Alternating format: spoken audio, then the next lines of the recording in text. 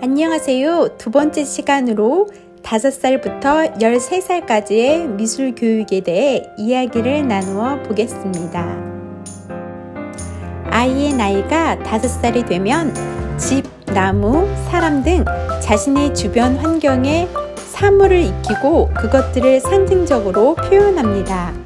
아동은 사물을 보이는 대로 그리는 것이 아니라 자신의 생각 안에서 형성화된 대로 그림을 그리기 시작합니다. 예를 들어 강아지를 그리더라도 강아지를 보며 그리는 것이 아니라 자신의 머릿속으로 형성화된 강아지를 그립니다. 같은 주제로 여러 명의 아이들이 그림을 그릴 때 아이마다 개별화되어 표현하며 이 때문에 서로 다른 그림이 나옵니다. 아이의 그림이 상징적으로 표현되기 때문에 어른이 그림에 대해 이야기하고자 하실 때는 아이에게 그림에 대해 이야기해 달라고 물어보시는 것이 좋습니다. 이 단계에서 아동은 스키마 전 단계 발달이 시작됩니다. 아이는 자신이 그리고자 하는 사물이나 주제에 대해 가장 중요하다고 생각하는 것을 그림으로 표현합니다. 아이가 그림을 그릴 때 물체를 종이에 가득 차게 그리기도 하는데 이것은 아동이 구도나 공간에 대한 이해가 부족하기 때문입니다. 또 주관적인 색을 사용합니다.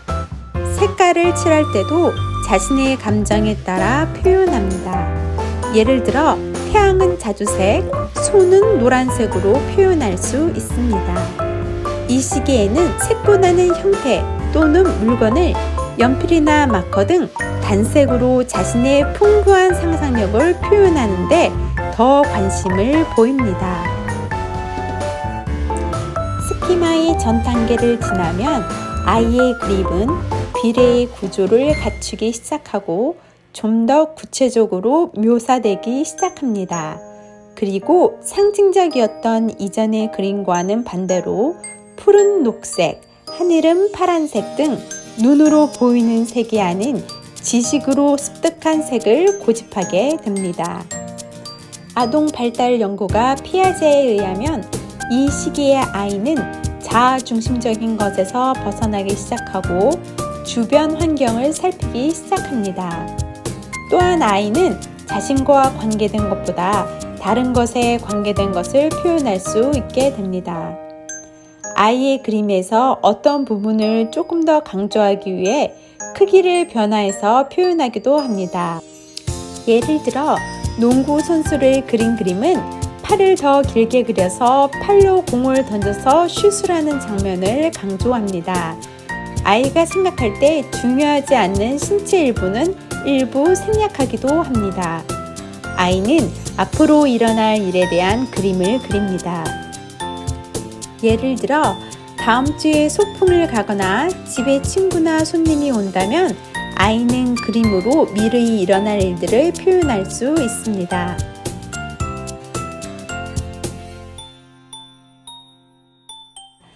아이는 하늘과 땅을 분리하는 선을 그리기 시작합니다.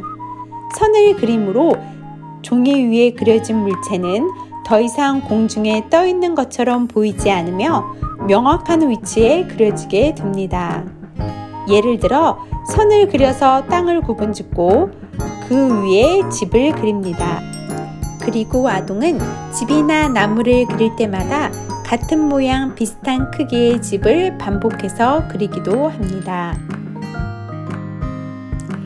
이 시기의 아이는 주변 사물에 대해 시각적인 인식이 발달하게 됩니다. 다시 말해서 아이가 그림을 그릴 때 구체적으로 묘사하며 공간의 구도 비율을 인식하기 시작합니다. 일반적으로 사람을 그릴 때 입술, 손톱, 헤어스타일, 관절 및 신체적 묘사를 구체적으로 표현합니다. 크로키 같은 사람의 움직임을 묘사하는 그림에 관심을 보입니다. 또한 이 시기의 특징은 아이가 2차원에서 3차원 장면을 표현하기 시작합니다. 정물화나 풍경화를 그릴 때 사물을 더 이상 선 위에 그리지 않고 산물이 서로 겹쳐지는 부분을 생각하며 입체적으로 표현하기 시작합니다. 그림을 입체적으로 표현하기 위해 대각선을 사용하고 원근법 토시에 따라 물체의 크기가 달라지기도 합니다. 이 시기의 아이는 자아중심적인 사고에서 탈피하며 다른 사람에 대한 사고, 의견, 감정을 고려하기 시작합니다. 또 아이는 다른 작품을 모방하는 것을 좋아합니다. 예로 만화 이미지, 캐리커처 그리는 것을 좋아합니다. 이 시기의 아이는 자기 비판적이며 자신이 사실적 그림을 그리지 못하면 그림에 대해 소질이 없다고 생각하여 스스로 실망하기도 합니다. 아이는 미술에 대한 흥미가 떨어지고 발달이 저하될 수 있습니다.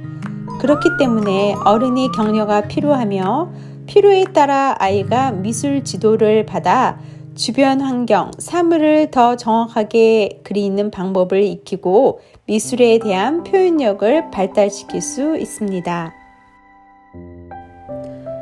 통계에 의하면 대부분의 성인들은 그림 발달 단계 중 11살 이후에 미술에 대한 흥미가 떨어져서 더 이상 미술을 계속하지 않는 것으로 나타나고 있습니다. 그 이유는 그림을 그리는 데 있어서 자신들의 기술적 능력이 부족하고 거기에 따라서 낙담하거나 다른 관심사가 생겨 미술을 지속적으로 하지 않는 것으로 나타났습니다. 그렇다면 13세 이후에도 지속적으로 그림을 그린 아이에게는 어떤 것들이 나타날까요? 첫 번째로는 원근법을 더 정확하고 효과적으로 사용이 가능하며 주변 환경에 대한 판단 인지 능력이 발달하게 됩니다. 두 번째는 미술 재료를 익숙하게 다루며 색과 디자인을 보는 시각이 발달합니다. 세 번째로는 추상적인 이미지 표현이 자유롭고 창조적으로 표현이 가능합니다. 네 번째로는 형식이나 내용을 작성할 때 상세하게 세밀하게 작성하며 남을 배려하는 마음이 깊습니다. 13세 이후 아이에게 나타나는 두 가지 미술에 대한 특징에 대해 알아보겠습니다. 첫 번째, 이 시기의 아이에게 시각 예술을 만드는 과정은 매우 중요합니다. 비주얼이라고 불리는 개인의 작품은 무대 위에 놓인 프레젠테이션을 보는 것처럼 보입니다. 아이는 자신의 작품이 다른 사람에게 보여지는 것에 신경을 씁니다. 어린이가 청소년으로 성장함에 따라 다른 사람 또는 또래를 자신의 작품으로 인해 기쁘게 하고 일을 바르게 하는 것에 목표를 둡니다. 두 번째는 아이의 작품이 다른 사람에게 시각적으로 영향을 주지는 않지만 자신의 주관적인 경험을 중요하게 봅니다. 아이는 자신의 감정과 주위 환경에서 받는 영향을 그림으로 표현합니다. 이 시기의 아동은 사실적 표현에 의해 정의된 완벽함을 위해 노력합니다.